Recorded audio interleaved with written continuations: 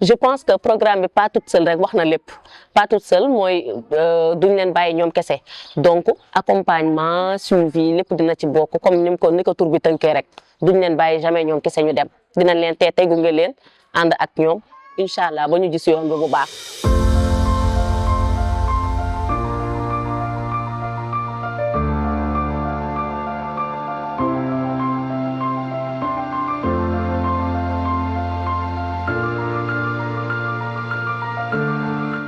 salaamaaleykum man la Khady Fall nekk fii ci ONG Agora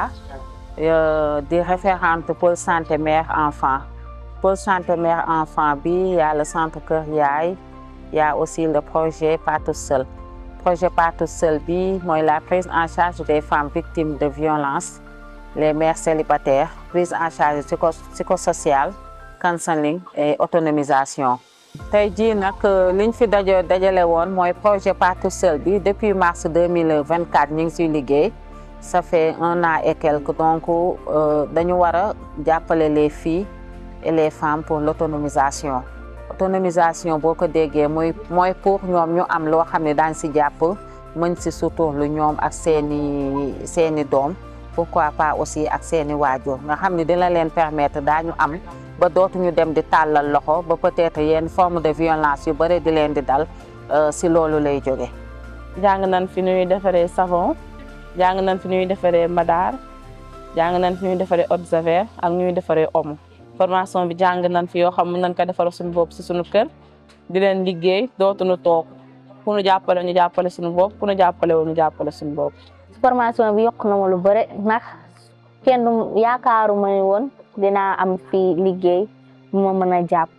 pour liggéey. formation bi nag base bi c'est que pour ñoom ñu mën a autonome jigéen bi si nekk boo paree fii am ci loo mën a jàpp bu ñu paree ci formation bi aussi dinañ leen ubbil benn GIE ubbil leen groupe ñu mën a liggéey ensemble après lépp luy doon revenu dinañ ko delloowaat si ñoom pour que ku si nekk si ñoom mën a am mën si gis sa bopp. xam nga ci yaa ngi doon expliqué defoon ngeen formation SAV mu toog 1 semaine woowut ñoom bu ñu respecté woon su fekkee ñoom dans les normes dañoo respecté woon quantité yi proportion yi du def 24 heures 3 heures à 6 heures de temps dafa war a woon.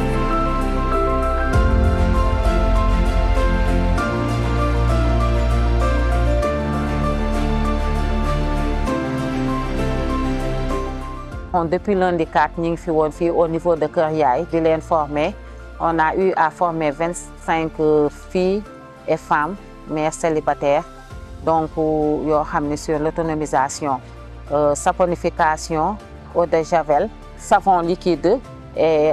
savon poudre mooy omo bi. demee incha allah si lañ leen di defal éducation financière pour ñu jàngal leen jënd ak jaay ak nan la ñu mënee defar des économies ba au fur et à mesure ñu nekk de grandes entrepreneurs.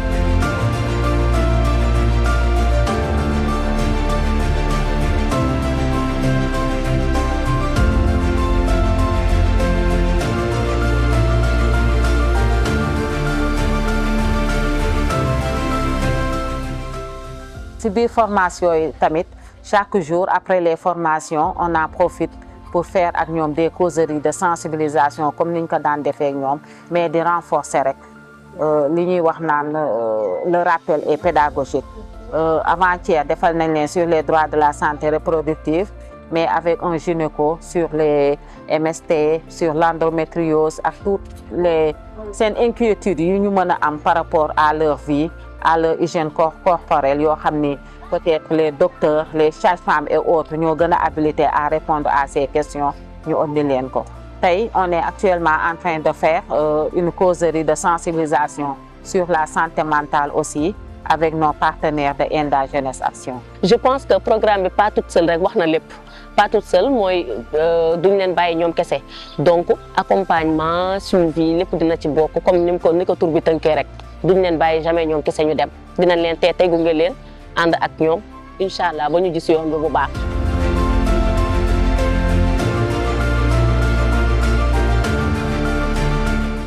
Pas toute seule. Pas toute seule. Pas toute seule. Pas toute seule, vous n'êtes pas seule.